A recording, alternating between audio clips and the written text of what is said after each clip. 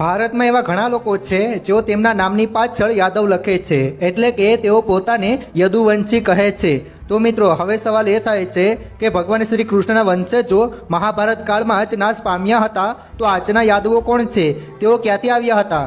મિત્રો, તમે પણ જાણવા માંગો છો ને? તો ધ્યાનથી આ વિડીયો અંત સુધી જરૂર જુઓ। શરૂઆત કરીએ તે પહેલા એક લાઈક જરૂર કરજો। મિત્રો, યાદવ શાબ્દિક રીતે યદુના વંશજો, જેને યદુવંશી અથવા આહિર તરીકે પણ ઓળખવામાં આવે છે, તે ખાસ કરીને ભારત અને નેપાળમાં જોવા મળતો સમુદાય છે, જેઓ ચંદ્રવંશી ક્ષત્રિય વંશના પ્રાચીન રાજા યદુના વંશજો છે। મિત્રો, ઘણા લોકો કહે છે કે આજના યાદવો વાસ્તવિક યાદવો નથી। તેઓ કહે છે કે માતા ગાંધારીએ દ્વાપર યુગમાં ભગવાન શ્રી કૃષ્ણને શ્રાપ આપ્યો હતો કે જે રીતે આજે મારા વંશનો નાશ થઈ રહ્યો છે, એવી જ રીતે એક દિવસ તમારા વંશનો પણ નાશ થશે। મિત્રો, જો આપણે વેદ અને પુરાણોને માનીએ તો આ વાત અમુક હદ સુધી સાચી પણ છે। મહાભારતના યુદ્ધના 36 વર્ષ પછી ગાંધારીના શ્રાપની અસર શરૂ થઈ ગઈ હતી।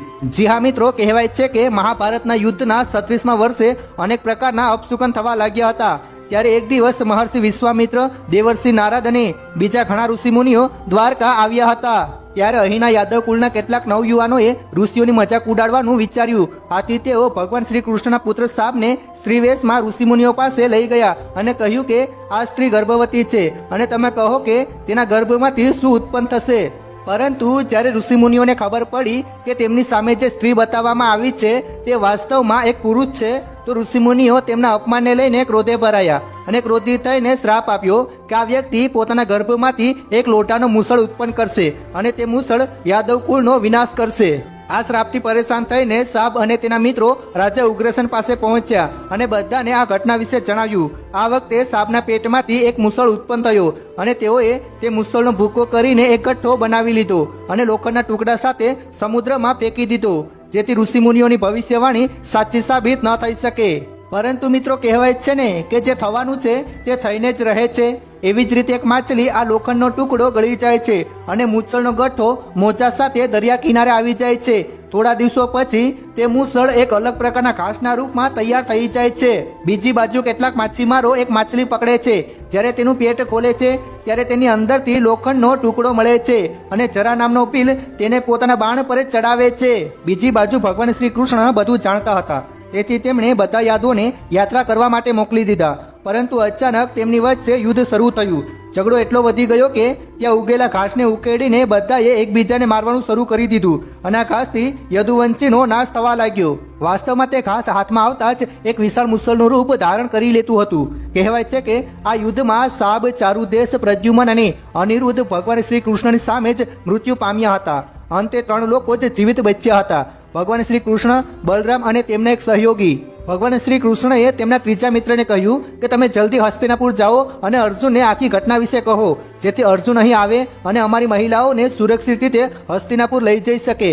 તેમનો ત્રીજો સાથી હસ્તિનાપુર ગયો કે તરત જ ભગવાન બલરામે પોતાનું શરીર છોડી દીધું અને આનાથી દુઃખી થઈને ભગવાન શ્રી કૃષ્ણ પણ પોતાનો દેહ ત્યાગ કરવા માટે સોમનાથ પાસે આવેલા ભાલકાના જંગલમાં જતા રહ્યા।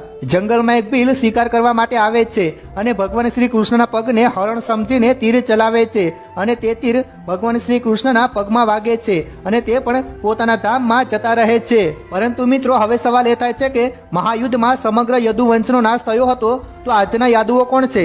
વાસ્તવમાં ગાંધારી અને ઋષિના શ્રાપને કારણે ભગવાન શ્રી કૃષ્ણના વંશજો ખોટા માર્ગે ચાલ્યા ગયા હતા, જેમ કે દારૂ પીવો, સ્ત્રીઓનું સન્માન ન કરવું, સ્ત્રી સાથે સંબંધ રાખવો, એકબીજા સાથે લડવું વગેરે। આ બધું જોઈને ભગવાન શ્રી કૃષ્ણએ વિચાર્યું કે જો તે રહેશે તો કલયુગનો અંત ચોક્કસથી કરશે। તેથી ભગવાન શ્રી કૃષ્ણએ માત્ર અને માત્ર પોતાના વંશનો જ નાશ કર્યો હતો।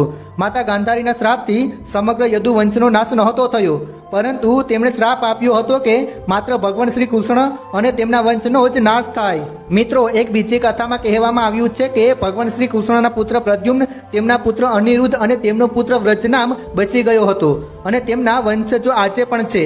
એટલે કે આજના યાદવો ભગવાન શ્રી કૃષ્ણના વંશજ જ છે। મિત્રો, તમે આ બાબતે શું કહેવા માંગો છો? નીચે કમેન્ટ જરૂર કરજો। ધન્યવાદ।